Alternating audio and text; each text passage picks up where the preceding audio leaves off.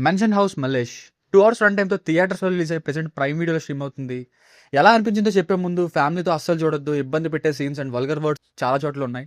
And సినిమాలో main point కూడా ఇబ్బంది పెట్టేదే. ఆల్రెడీ సినిమా చూసిన వాళ్ళకి తెలిసే ఉంటుంది. సో ఫ్యామిలీతో అసలు చూడలేము ఈ ఫిల్మ్‌ని. ఇక లేట్ అయింది బాగా ఈ మూవీని చూడడం. సర్లే అని చాలా రోజులకి స్టార్ట్ చేసి చూసా. ఇక ఏమనిపించిందంటే కొన్ని చోట్ల ఇంట్రెస్టింగ్‌గా ఉంది. ఇక మాక్సిమం సినిమా అంతా కూడా చాలా స్లో మోడ్‌గా వెళ్ళింది. 2 అవర్స్ కాస్త 3 అవర్స్ కంటే ఎక్కువ అలా అనిపించింది. ఎందుకో కొన్ని చోట్ల చూడాలనిపించేది. ఆ పల్లెటూరి వాతావరణం, హీరో, హీరోయిన్‌ల భార్యాభర్తల రోల్స్‌లో ఆ పెర్ఫార్మన్సెస్ చివరికి ఏమవుద్ది అని కానీ అంతే డల్‌గా డ్రాగడ్ సీన్స్‌తో డైరెక్ట్ చేసి సిల్లీగా ఎండ్ చేశారు. సెకండ్ హాఫ్ అయితే మరీ డ్రాగడ్‌గా ఉంది. సో అక్కడక్కడ బాగుంది తప్ప ఓవరాల్‌గా మూవీ పరంగా నాట్ సాటిస్ఫైడ్ అండి. బేసిక్ స్టోరీ లైన్ కూడా హీరోకి పెళ్లయిన తర్వాత ఒక ప్రాబ్లమ్ ఉంటుందని తెలుస్తుంది. అదేంటి? దానికి కారణం ఎవరు? సొల్యూషన్ దొరికిందా లేదా? చివరికి ఏమైంది అన్నది స్టోరీ. Plus points.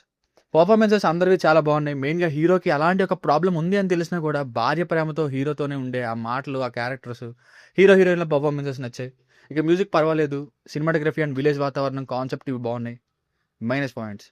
చాలా లాగ్‌లో వెళ్తుంది మూవీ. అసలు 2 అవర్స్ కూడా అక్కర్లేదనే ఫీల్స్. ఇంకా తక్కువ ఇంకా తక్కువ టైంలోనే నరేట్ చేసేయొచ్చు. సెకండ్ హాఫ్ అలా సాగదీసుకుంటూ వెళ్లారు. దీనికి తోడు పాయింట్ జెన్యూన్ అయినా కానీ కంటెంట్ కొంచెం వల్గర్‌గా కూడా ఉంది. అండ్ సిల్లీగా ఉంది కొన్ని చోట్ల.